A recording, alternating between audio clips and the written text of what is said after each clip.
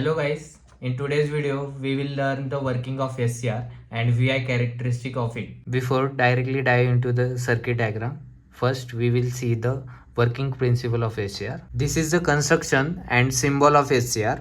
Here you can see it look like two diodes are attached and one gate terminal is taken out. Here are four layers P1 and three junction J1, J2, J3. In forward bias, J1 junction is forward because P1 is at the positive terminal and when N1 is at the negative terminal. Same for J3, but J2 is and reverse bias because N1 is at the positive terminal and P2 is at the negative terminal. So J2 is in reverse bias. That's create a depletion region across J2. To reduce the depletion region, we will use the gate current. This is the VI characteristic of SCR.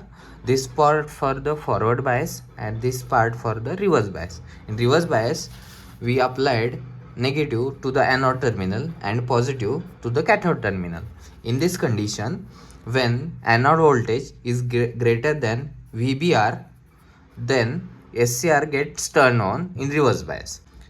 And in forward bias, we applied positive to the anode terminal and negative to the cathode terminal. In forward bias, the SCR works in two conditions. When no gate current is applied, and in this condition, SCR turns on when the anode voltage is greater than VBO. VBO means the forward breakover voltage. In second condition, we applied the external supply across gate terminal and cathode terminal. Now let's see the behavior of SCR. When Ig is equal to 0, the SCR gets turned on at the VBO, that is maximum anode voltage. When we increase the gate current, SCR gets turned on before the VBO and start conducting the output current. Now let's see the latching current and holding current. Latching current is a minimum anode current required to activate the SCR. You can see here when SCR get turned on, it start conducting from the latching current. And second one is holding current. It is the minimum anode current required to hold SCR in conduction mode even if the gate supply is removed. Now let's see the practical connection. In this diagram you can see this is the anode terminal and this is the cathode terminal.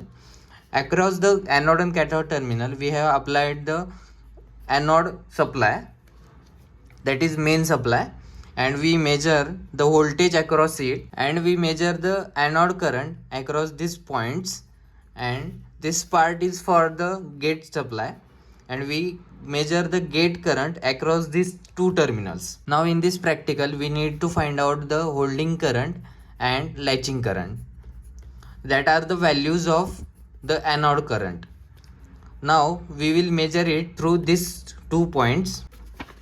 Now you can see here when Ig equal to 0, we gradually increase the voltage across the SCR.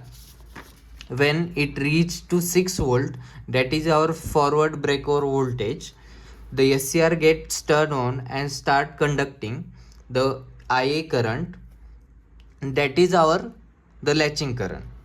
After that, voltage across the SCR get reduced, you can see here, and after the turn on we will decrease the voltage across SCR so that IA current also decreases.